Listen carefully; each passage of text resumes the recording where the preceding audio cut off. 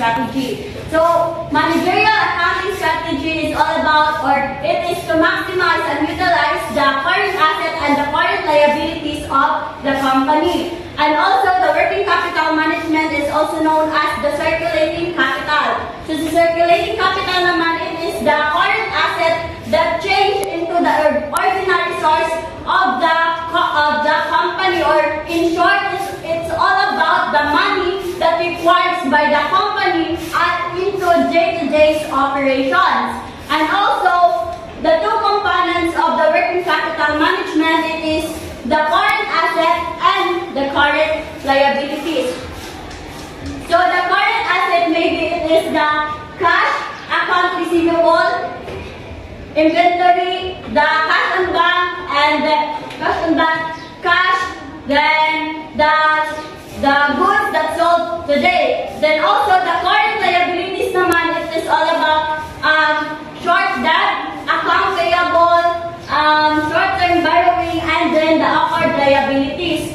Then the primary purposes of the working capital management is all about maintaining the sufficient cash flow of the company to meet its short-term costs and short-term obligation. So ang pasabot sinakay, ang pasabot sa cash flow, it is the cash and cash equivalents of the company that needs into a day-to-day operation.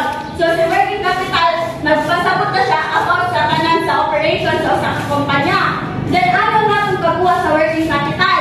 So pagkuha sa working capital, it is the formula, it is the current liabilities minus the current asset. So example, si current asset, ano ni siya?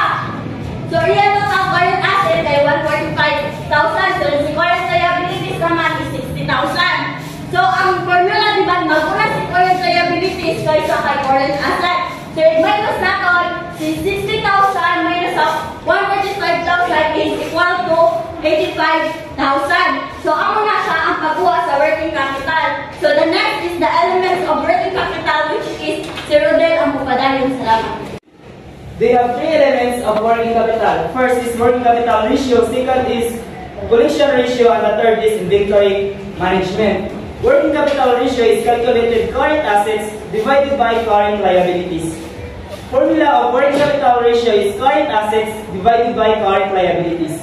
Example of working capital ratio is we have a current assets of 145,000 and total current liabilities of 60,000. So in a 145,000, gikan na siya sa cash ng 50,000, account receivable ng 20,000, and inventory nga 75,000 na siya, di total ko ang siya 145,000. So din 60,000, gikan na siya sa accounts payable nga 25,000, short-term borrowings nga 10,000, and accrued liabilities nga 25,000. Nag-calculate ko lang siya total of 60,000. So 145,000 divided by 60,000 is equals to 2.41.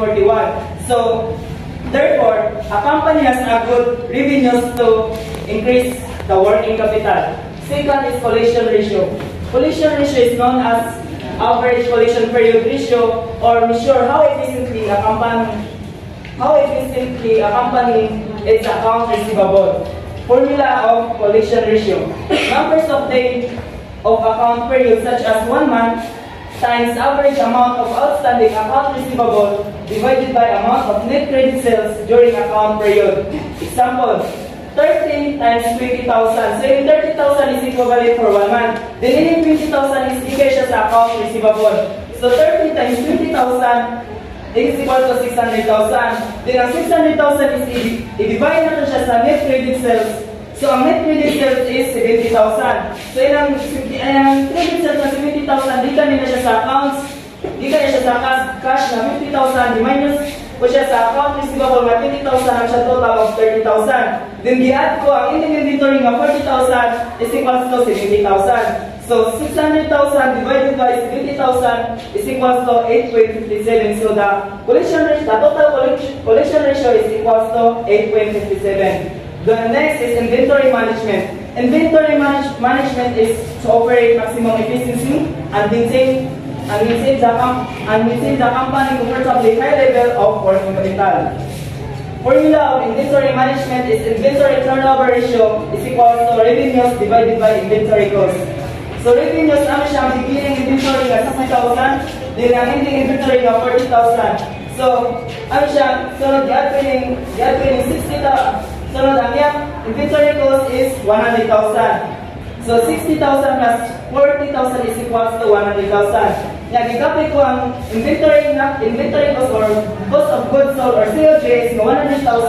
Then 100,000 divided by 100,000 is equals to 1. So, the inventory management, the total inventory management is equals to 1. Next is types of working capital.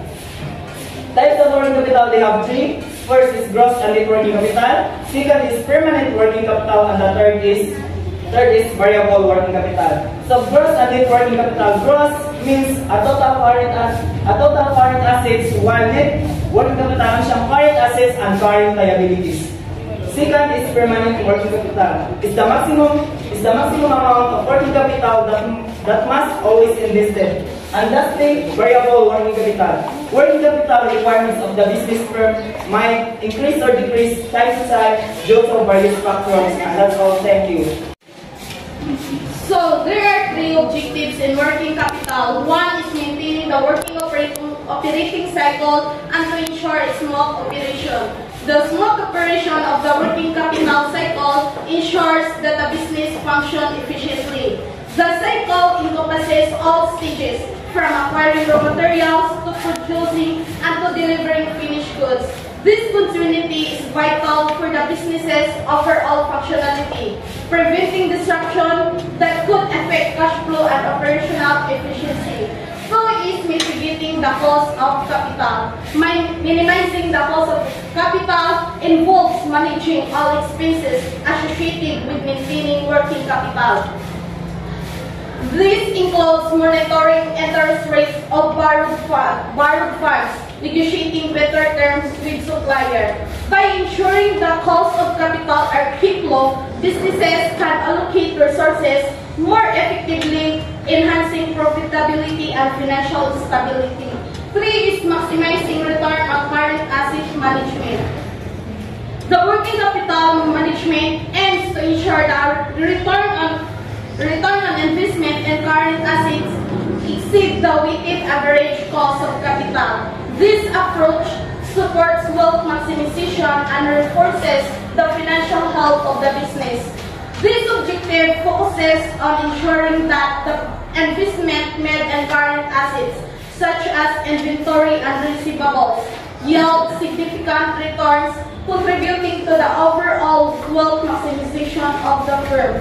Next is the working capital cycle. The working capital cycle measures the time required to convert the net current asset and net current liabilities into cash.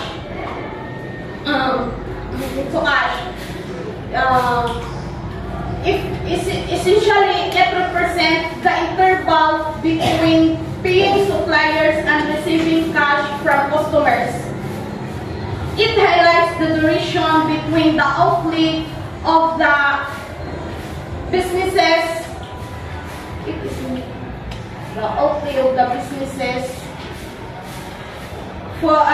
Of cash for goods and the receipt of cash from their sales. Next is cash. Cash represents the readily available funds used to purchase goods and pay expenses. Cash ensures liquidity and enables smooth day-to-day operation.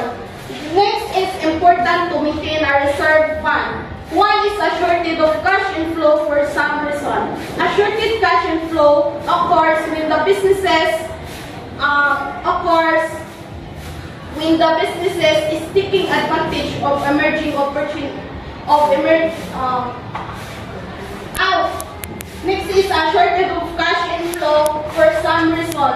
A shortage of cash inflow occurs when the incoming funds from operations, sales, and other sources are insufficiently to meet the business financial obligation. Next is new opportunities spring up. To have a flexible capital for seizing unexpected opportunities. Managing liquidity allows a business to take take advantage of emerging opportunities such as investing in growth or expansion without financial strain. Next is in case of any contingency, to ensure that capital is available for managing the unforeseen contingencies without jeopardizing its operation. Next is creditors and debtors. Creditors is account payable, represents amount owed to supplier. Managing creditors is crucial for maintaining good supplier relationship and avoiding penalties. This represents the obligation owed to supplier for goods and services acquired on credit. Effectively management of payables can improve cash flow and reduce costs through timely payments and taking advantage of discounts. Next is debtors. Debtors is account receivables. Represents amount collected from customers. Accelerating receivables improves cash flow and reduces dependency on external funding. This refers to amounts owed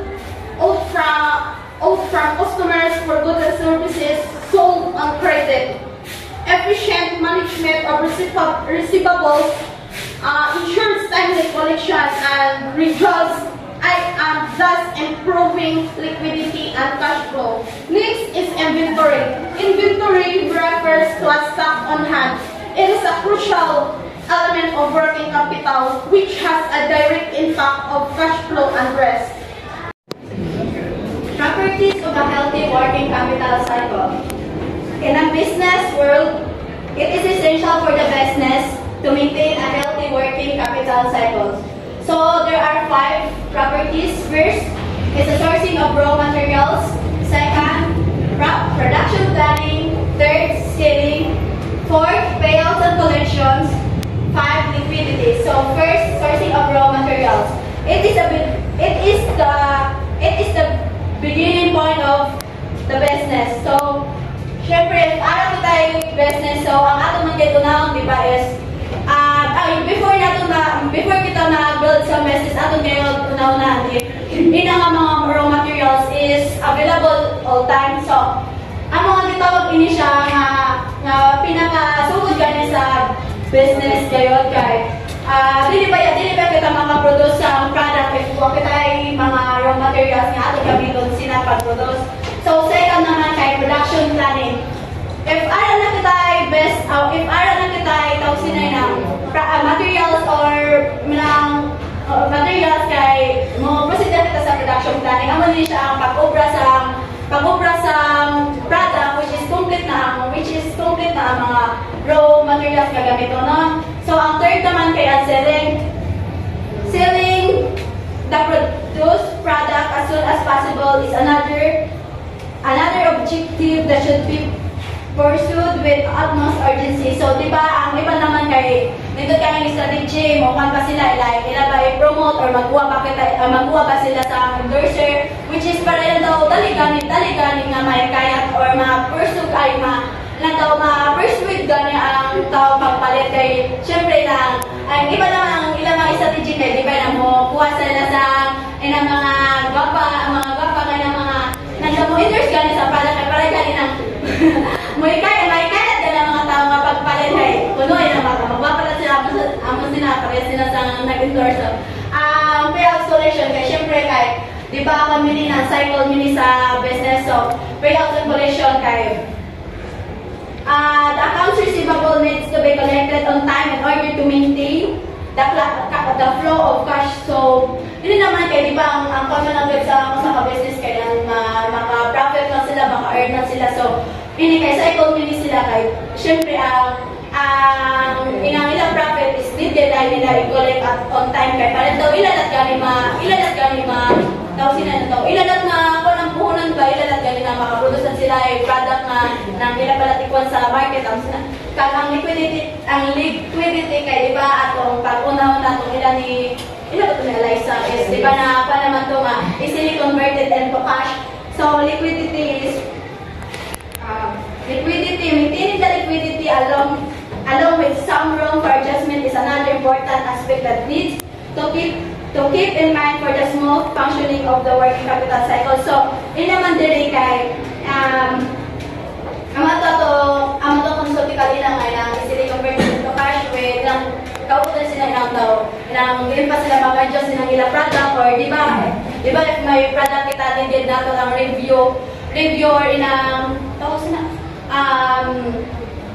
review ka isang namalit if ara pa sila ay concern or anong pagaling pag-adjust ng product at parang daw mo patukan sa market. So, approaches to working capital management. There are mainly three strategies that can be employed in order to manage the working capital. So, first is conservative approach, second, aggressive approach, third, moderate or the hedging approach. So, conservative approach, amin siya ang business which is nagkuha siya ba, nag-take lang siya sa pinaka-ubos gamit na rest. Kaya ang iyang profitability kay, siyempre, ubos dat kayo. Siyempre ko. O mula siya na-take sa higher grade ba. So, ang aggressive approach kay amin siya maximizing profit while taking higher risk. So, inita ka siyang aggressive kay ini siya nga business is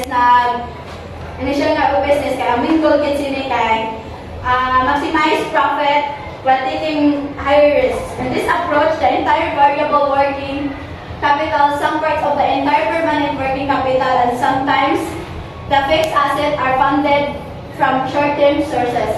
So, ang third naman kay moderate or the hedging approach. So, if ang conservative is low ang risk kag low ang profitability, kag ang aggressive naman kay maximize profit while taking higher risk. So, ang third naman kay amo lang siya ang business which is kuha siya lang moderate lang ang pag-take niya sa risk kag moderate lang ang pag-earn sa profit. Significance adequate of working capital. First, adequate working capital ensures sufficient liquidity. Second, working capital ensured prompt and on-time payments. Third, a good credit history. Fourth, ensure that dividends are regularly paid. Lastly, uninterrupted flow of production. Sufficient liquidity kay ara kay ingat na kwarta para mabayad dito sa imong utang nila. On-time payments kay due date na para magbayad ka. May posible nga hindi mo utang kay makan na less.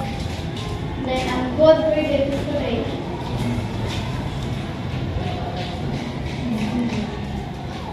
One, ang good credit history man, magbayad na sa imong bill, then ensure that dividends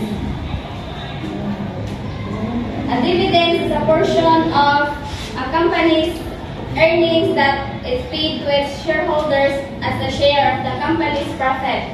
Then uninterrupted flow, then also known as continuous production or full production, is a manufacturing process that involves the constant movement of materials.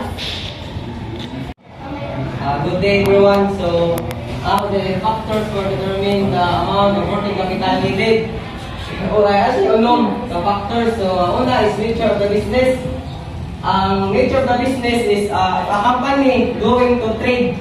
So, ang company is need siya of large working capital because of asset and cost niya iya magamit dire. Kadua is size of the business unit.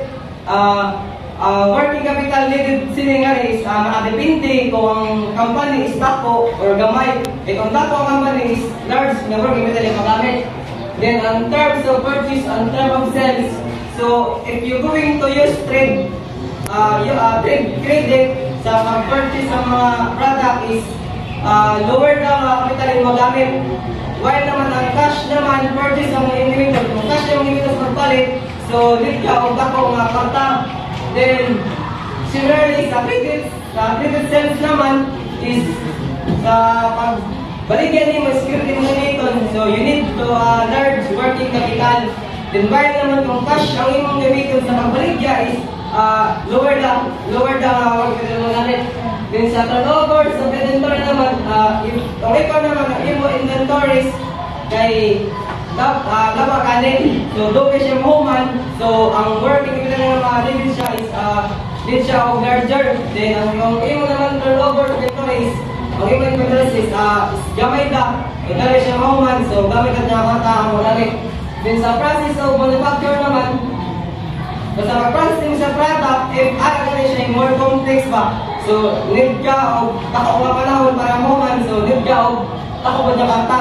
Din sa importance of labor naman kay ang mechanized or automatic running industry, nag-require na siya of lower working capital, while naman sa labor industries is nag-require siya of larger working capital. Good day everyone. Ang aking main topic is importance of working capital. So, the importance of working capital ang siya importance ng siya higher return on capital, improve credit profile solvency, and higher profitability, higher liquidity, increased business value, and favorable financing condition, and uninterrupted production, ability to pay shocks and peak demand, and the last is competitive advantage. So, higher return on capital is firms with lower working capital will possess higher return on capital. So, this is kay kung dito na yung working capital, means more money kung na-order ko nga kwarta ko na yung para sa profitable investment. So, number 2 is improve credit profile and solvency. Ability to make short-term decision. So, kung sample, kung mag-pay ka kung sa bill on time, maka-mix ka kung sa greater borrower. So, number 3 is higher profitability. Is accounts payable and receivable is important driver for small business profitability. Kung na-manage ko rin mo ang payment sa suppliers and customers, kaya ang imong mga profit is mubos mo or magako. So, higher liquidity. A large amount of cash can be tied up in working capital so company managing efficiently. So, efficiently kung magamit ako ng cash means araw ako enough na ma-handle ko nimo ang short-term needs. So, number 5 is increase business value. First, with more efficient working capital management. So kung strong ko yung capital management, makamis ka rin sa imong company na ma-attract mo ang mga investors ka. So, number 6 is favorable financing conditions. First, with good relationship. So, kung hindi ko na good imo working capital history, makalit rin siya sa better loan terms. So, number 7, uninterrupted production. After paying suppliers on time. So, kung valid ka kung or mag-pay ka kung sa suppliers on time, kaya iyo kung sina operation is mag-keep running smoothly. So, number 8 is ability to pay shocks and shape demand. An efficient working capital management will help the firm survive. So, efficient working capital is makatabang sa imo para ma-handle ko rin mga unexpected na challenges sa growth. So, last is competitive advantage. First, with an efficient supply chain. So efficient supply chain, open our stocks ang indot or gold na working capital para matagal ka sa age of the market. One, my topic is cash flow management. It describes the practice of balancing income to expenses. The company can spend money they haven't yet received, which means they need to appropriately purchase. When they anticipate cash as part of sales, investment, or contract, and have the money to hand for expenses as they arise. Cash doesn't always arrive in time frugal, a problem that disrupts the progress of many businesses. Ang cash flow management kaya siya ang pag-manage ang cash in at cash out sa ibang business. Then, ang positive cash flow is kami siya ang ang imong ma-receive na kwarta sa imong mga gasto. Like what? Mga accounts receivable, accounts payable, sales, investment, or negative cash flow is cash going out of your business. Ang negative cash flow is damo siya yung magasto kaya sa imong ma-receive na kwarta.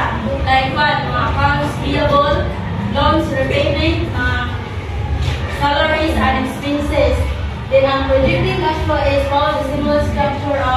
company budget. Ang projecting cash flow is siya ang the developments help anticipate and create structures for funding and during shortage. Di naman siya ang kung ano mo budget ang imo part kung imo na na-receive ang imo ka sa business. Yeah. Ang topic is addressing cash shortage. So addressing cash shortage is required to careful planning, discipline, and creative strategy. For example is ara kay gamay nga negosyo niya, imo siya i-manage nimo ang imo flow nga para sa imo gipunto ba nga kwarta tapos so labi na sa nagkalisod ka tapos nagman ka sa gastos nimo kada adlaw nya sa imo pag ang imo flow is na wala nya ang kuman ka sa company na mubalik ang bukan si ang company na bukan sila sa auction niya para ilang pagkabuhato naging reward na nagkuhan. Tapos nagalisod sila sa hantod na mabalik na lang ng imo kwarta na gigamit nimo sa pagsugod sa imo negosyo. So they are following practices to create common business of all size. Una is apply for loan from banking institution. So apply for loan is inang kuha ka gani sa kwarta sa bangko ang para sa imo negosyo sa imo personal na paninghamnan. So kadua is apply for line of credit from a banking institution. So kadua is amo gyapon siya pareda gyapon siya pero kuha ka og limit gikan sa bangko gyapon limit na yung pagkuha. Sunod ay katulong ay speed up the collection process. So ang speed up is pagbayad sa mga utang para makabawi sa inyong kwarta. Kaupat is finance the purchasing equipment. Is dili naman is mogamit ka sa kwarta para sa pagpalit sa imong mga gamit gani para sa negosyo. So kalima is liquid assets. Ikauno is delay payment for vendors. So next is maximizing use protected cash surplus. Money shall be spent left sitting around. Accountant recommend that companies make the money worth them. So there is ang accountant is naman siya sa nagrekomenda nga kumpanya is naman siya sa maghahatag sa kwarta aron mo makita ang inyong pagtubo. Tapos it used to generate interest and short-term loans. So short-term loan is na amo ini siya ang pautang sa bangko or bank loan para sa imo para pagbigado sa imo bank credit. Dun ang interest naman is siya amo ini siya ang pag-deposit sa imo interest or sa imo pagutang sa interest nila. So, ang topic kay assessing credit worthiness.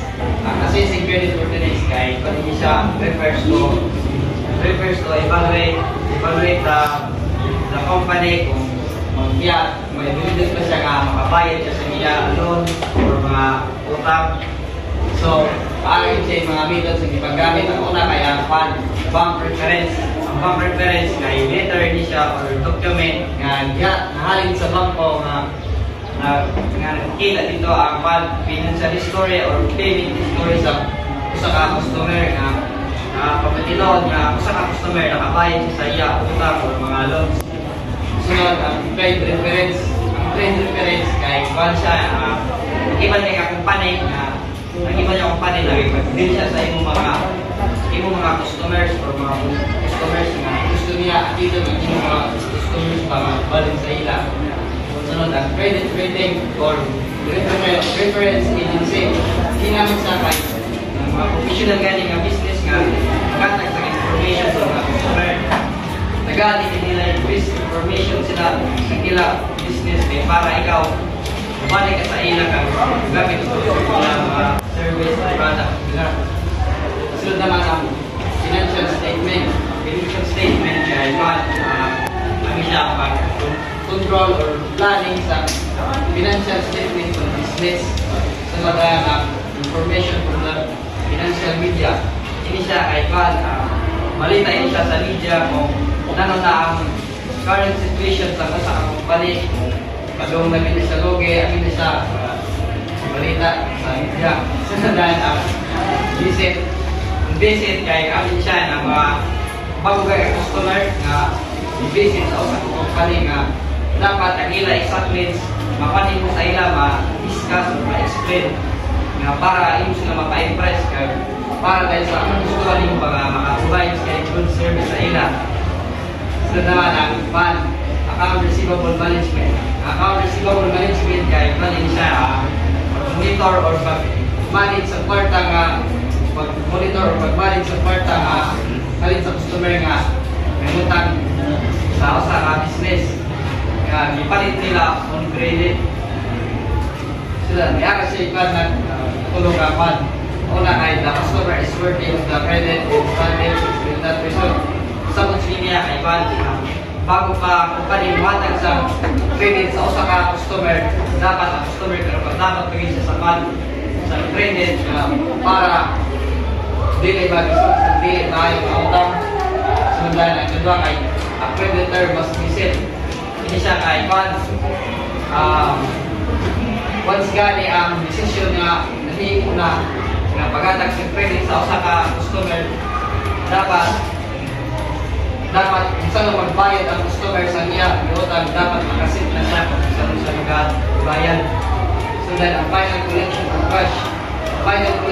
cash ay paano niya sa dapat sa bisag na ng company dapat may ara isang final collection of cash sa usa ka customer kay para makabayad din ang usa ka customer ba kung pain siya iban para mga utang sa mga customer mo iban siya mag-utang sa pagay siya mag-comply naman siya na mag-push pa yun siya sa hindi mamayag na utang. Good morning everyone, my topic for today is setting credit terms and monitoring account receivable. The credit terms of the company should be explained to the customer. For instance, normal credit period granted and any discount for prompt payment or interest charge on late payment should be explicitly detailed to the customer. Yes, a company should clearly explain its credit terms to customer. First, credit terms. The amount of time a customer has to pay for a purchase. Second, discounts. Any incentives for paying early, such as a price reduction. Last, late pays. Any charges of late payments. Accounts receivable age analysis shows the amount of outstanding from each customers. So, ipakita siya ang kantidad nga outstanding dito sa customer at kung hinanaw sa tugayon sila na outstanding. Second, a credit utilization report shows the proportion of each customer credit limit that is currently being utilized. Therefore, it will indicate credit limits may need to review upwards or downwards. Good day everyone, and I tackle this collection cash. Collection cash, if the cash is collected, then the customer must be invoiced, having sent out the invoice quickly and accurately. The methods the company could use to ensure customer pay in timely fashion. Akin na ang monthly statement, chasing letter, chasing phone calls, personal approach, starting supplies, legal action, and the last one is external lead collection agency. The monthly statement is produced by any computerized sales ledger system and sent to customer. Then the chasing letter, this should be directed to the specific person, preferably a reasonably senior level. Then the chasing phone call is a credit controller who regularly contact a suitable senior person to at their clients with overdue amount and politely but friendly demands payment can often achieve good result. In the personal approach, it is the personal relationship with clients to be able to resolve. Staffing supply. Staffing supply is a collection tool that must be used with care. Legal action. Legal action, this is costly and likely to lead on the customer being lost. Then the last one is the external bill collection agency. As with legal action, this is costly and likely to lead to the loss of the customer. Then the last one is the method speeding up cash collection from account receivable. They have two key methods, using factoring and using early settlement discount. This is the one, the purchase goods. The example, purchase good 100 of if the customer uses the discount, company receive any or is receive only 99 pesos and 10 days rather than 141 days.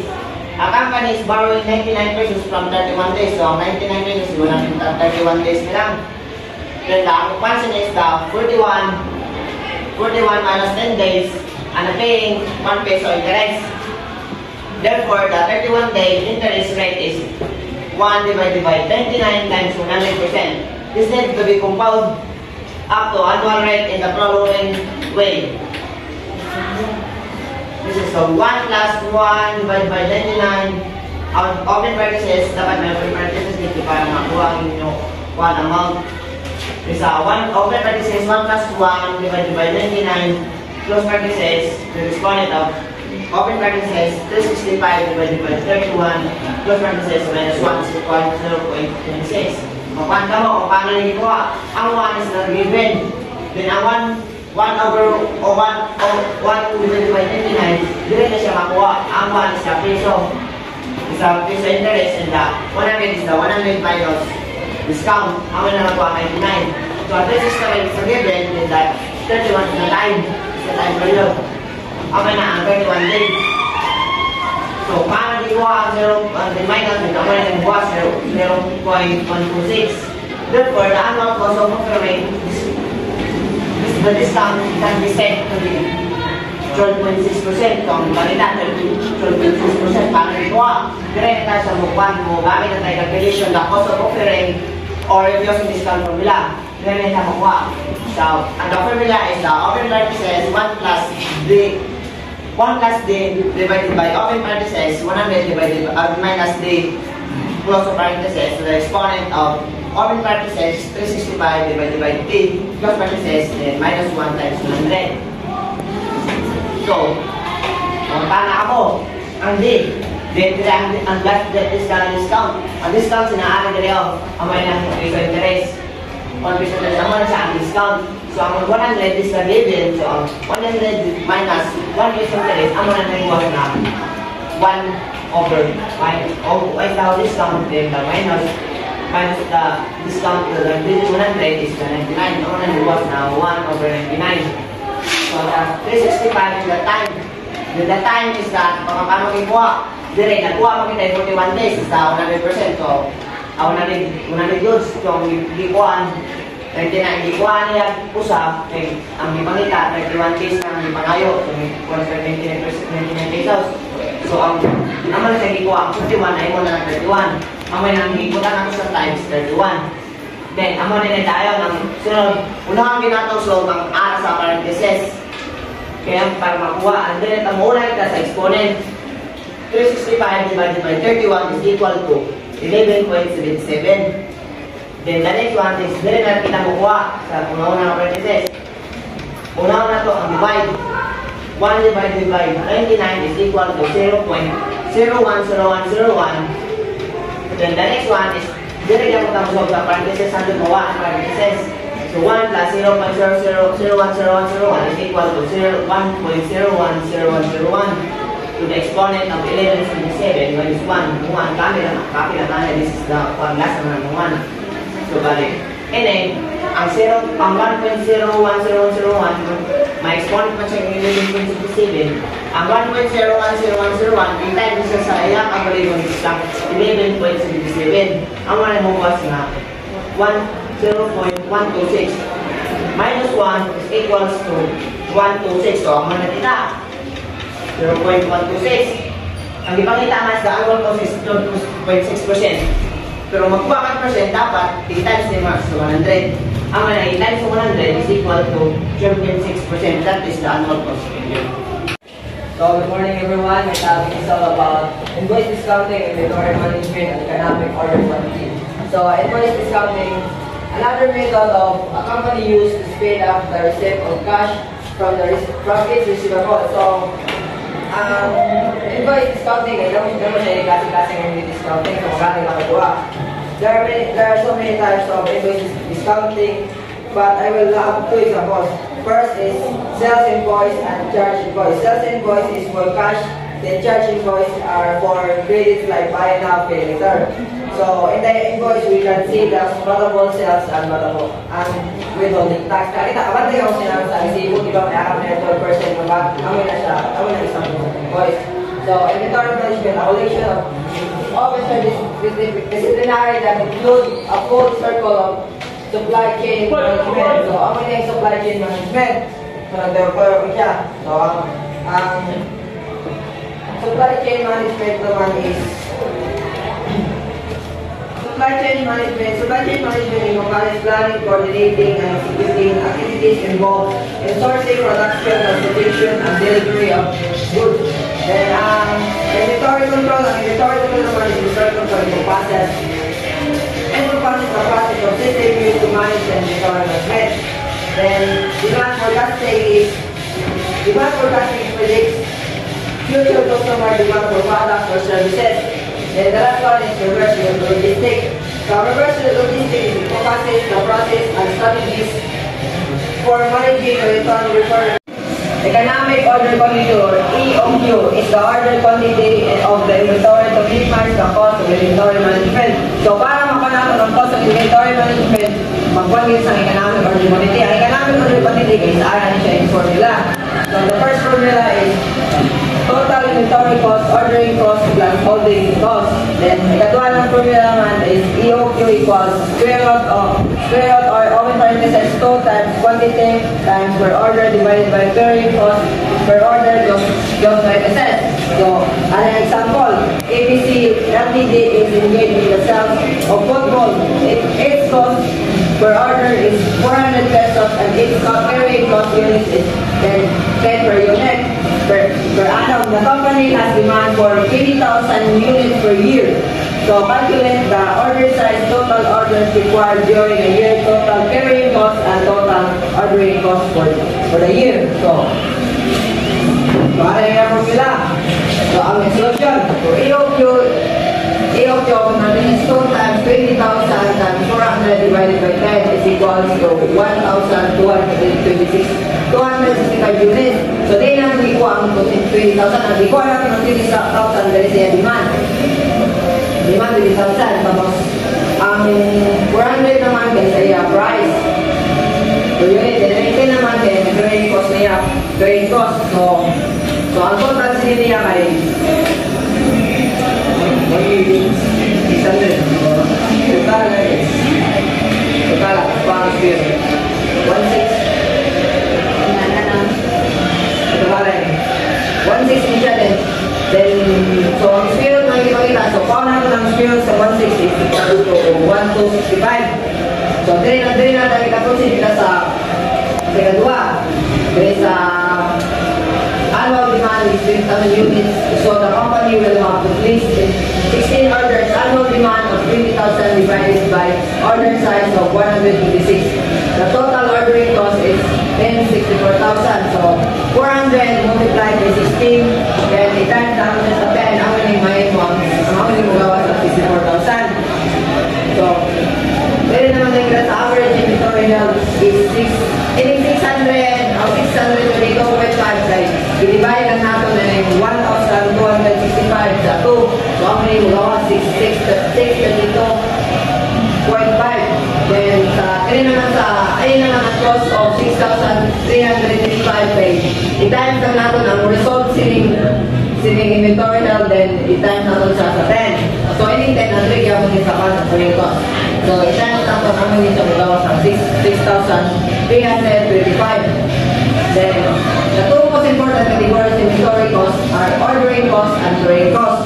So, ordering costs are the costs that are carried on obtaining additional inventory. So, ang ordering cost naman kay, so may additional pa siya sa inventory, so nag-carry siya. So, ang inventory, additional pa siya, panong naman siya.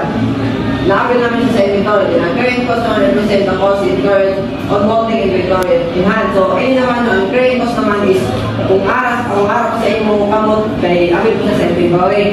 So, ordering costs and carrying costs are quite opposite to each other. If we need to minimize carrying costs, we have to place small order which increase order cost